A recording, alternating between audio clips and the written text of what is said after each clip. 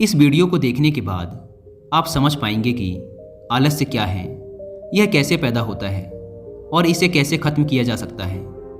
एक बार आलस्य से परेशान एक व्यक्ति गौतम बुद्ध के पास आता है और कहता है, बुद्ध, मेरे अंदर बहुत आलस्य है। मैं इस आलस्य की वजह से अपने जीवन में वो सब कुछ नहीं कर पा रहा जो मैं करना चाहता हूँ। इस आलस्य ने मुझे बहुत परेशान कर रखा है। इसकी वजह से मैं अपने जीवन में उन्नति नहीं कर पा रहा हूँ। कृपया आप मुझे इस आलस्य से छुटकारा पाने का कोई तरीका बताएं। यह सुन गौतम बुद्ध मुस्कुराते हैं और उस आलसी व्यक्ति से कहते हैं, तुम्हें कैसे पता कि तुम्हारे अंदर आलस्य है? उस आलसी व्यक्ति ने कहा, बुद्ध, केवल मैं ही नहीं बल्कि मेरा पूरा परिवार भी यही कहता है कि मैं एक आलसी व्यक्ति हूँ। बुद्ध ने कहा, क्या तुम मुझे इसका प्रमाण दे सकते हो कि तुम एक आलसी व्यक्ति हो? उस आलसी व्यक्ति ने कहा, जी बुद्ध, मैं दे सकता हूँ। बुद्ध ने कहा, फिर प्रमाण दो। उस आलसी व्यक्ति ने कहा, बुद्ध, मैं ये तो जानता हूँ कि सुबह उठना मेरे स्वास्थ्य और मेरे मन दोनों के लिए ही लाभकारी है, लेकिन मेरा आलस्य मुझे सुबह जल्दी उठने ही नहीं देता। बुद्ध ने कहा, अच्छा, परंतु क्या तुम्हें पता है कि आलस्य होता क्या है? उस आलसी व्यक्ति ने कहा, बुद्ध, मुझे ये तो नहीं मालूम कि आलस्य होता क्या है, लेकिन ये जो कुछ भी है बहुत बुरा है। बुद्ध ने कहा, आलस्य एक मानसिक अवस्था है, एक भाव है, एक विचार है जिसे जाने अनजाने में हम इंसान खुद ही अपने अंदर पैदा करते हैं। आलसी व्यक्ति ने कहा, परंतु वो कैसे बुद्ध? बुद्ध ने कहा, पहले तो तुम ये समझो कि हमारे भीतर आलस्य दो कारणों से पैदा होता है। पहला कारण है शारीरिक और दूसरा कारण है मानसिक। शारीरिक आलस्य का पहला कारण है भोजन। जब हम कोई ऐसा भोजन ग्रहण करते हैं जिसमें खुद कोई जीवन नहीं है, तो ये भोजन हमारे शरीर के लिए बोझ बन जाता है और फिर यह हमारे अंदर आलस्य पैदा करता है, क्योंकि हमारा शरीर भोजन से मिलने वाली ऊर्जा के सहारे चलता है और फिर हम इसे जैसा भोजन देते हैं वैसे ही ऊर्जा हमारे शरीर को भी प्राप्त होती है। इसलिए अगर तुम आलस्य से बचना चाहते हो तो आसानी से पचने वाले और सीधे प्राकृतिक से प्राप्त होने वाले भोज्य पदार्थों को अपने भोजन में शामिल कर दो। शरीर के स्तर पर आलस्य का दूसरा कारण है गलत तरीके से चलना, गलत तरीके से बैठना और गलत तरीके से लेटना। गौतम बुद्ध ने आश्रम के भिक्षुओं की तरफ इशारा करते हुए उस आलसी व्यक्ति से कहा, अगर तुम ध्यान से देखो तो तुम्हें आश्रम के इन भिक्षुओं के चलने, बैठने और लेटने की अवस्थाओं में एक विशेष प्रकार का संतुलन नजर आएगा। जब ये चलते हैं तो इनके पैरों के बीच एक तालमेल होता है। जब ये बैठते हैं तो इनकी रीढ़ की हड्डी एकदम सीधी होती है और गर्दन थोड़ी सी ऊपर होती है, और जब ये लेटते हैं तो इनका शरीर एकदम शिथिल होता है। इनके शरीर के किसी भी अंग पर कोई तनाव नहीं होता, जिसके कारण ये एक गहरी और आरामदायक नींद ले पाते हैं। उस आलसी व्यक्ति ने पूछा, बुद्ध, क्या पर्याप्त नींद लेना भी उतना ही जरूरी है? बुद्ध ने कहा, ना कम ना ज़्यादा, हमेशा ही पर्याप्त मात्रा में सोना लाभकारी होता है। अगर तुम आज रात पर्याप्त नींद नहीं लेते तो तुम्हारा कल का पूरा दिन थकान और आलस से भरा होगा। इसलिए पर्याप्त नींद भी उतनी ही जरूरी है। आलसी व्यक्ति ने कहा, हाँ बुद्ध, ये तो मैंने भी महसूस किया है।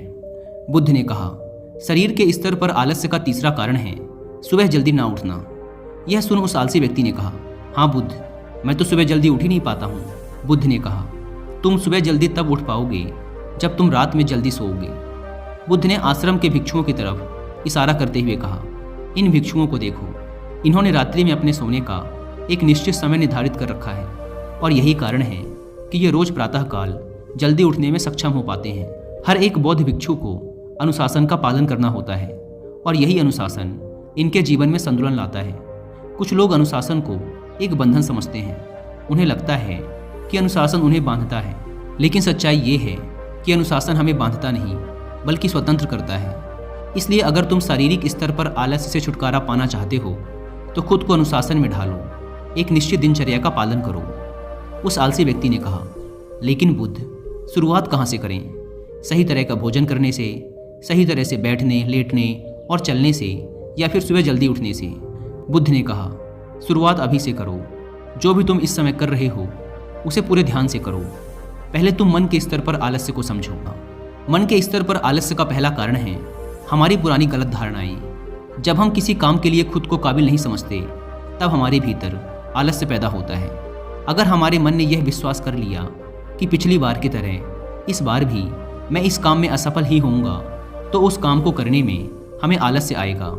जबकि हम खुद को ये नहीं समझा पाते कि पिछली बार और इस बार में बहुत फर्क है। अब हम मानसिक तौर पर वो नहीं हैं जो पहले थे। हमने पिछली हार से बहुत कुछ सीखा भी है। इसलिए मानसिक आलस्य से बचने के लिए सबसे पहले खुद पर विश्वास करना सीखो। मानसिक आलस्य का दूसरा कारण है छोटी सोच वाले और आलसी व्यक्तियों का साथ करना।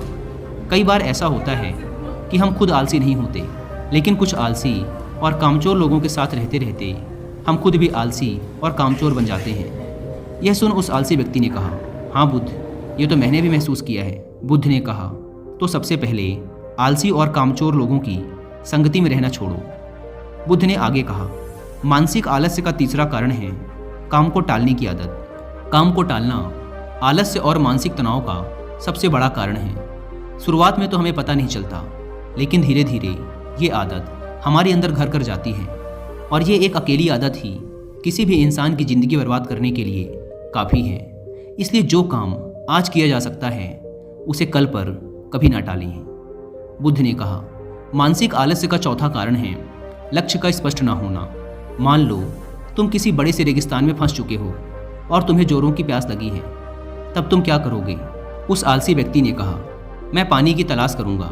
मैं कोशिश करूंगा कि जल्द से जल्द रेगिस्तान के पास वाले गांव में पहुंच जाऊं। बुद्ध ने कहा, लेकिन अगर बहुत कोशिश करने के बाद भी तुम्हें पानी ना मिले तब? उस आदमी ने कहा, मैं तब भी प्रयास करता रहूंगा, क्योंकि मेरे पास और दूसरा कोई विकल्प ही नहीं होगा। गौतम बुद्ध ने मुस्कुराते हुए कहा, इंसान को आलस्य तभी घेरता है जब उसके पास कोई स्पष्ट लक्ष्य ना हो या फिर उसके समक्ष बहुत से विकल्प उपलब्ध हों। इसलिए लक्ष्य का निश्चित होना परम आवश्यक है।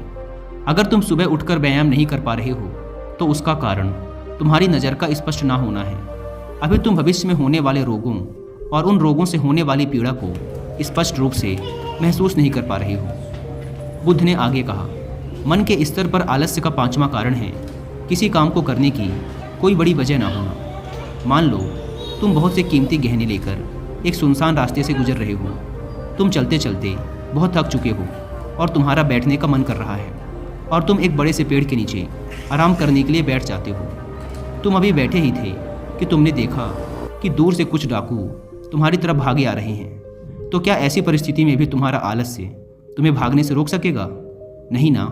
तो मेरी एक बात को समझो, तुम्हारा आलस्य केवल तुम्हें उन्हीं कामों को करने से रोक सकता है जिन्हें करने की तुम्हारे पास कोई बड़ी वजह नहीं है। वह आलसी व्यक्ति कहता है, आपका बहुत बहुत धन्यवाद बुद्ध, अब से मुझे आलस्य का सारा खेल समझ आ गया। गौतम बुद्ध कहते हैं, मेरी एक बात हमेशा याद रखना, जहाँ स्पष्टता है और काम को करने की कोई बड़ी वजह है, वहाँ आलस्य हो ही नहीं सकता।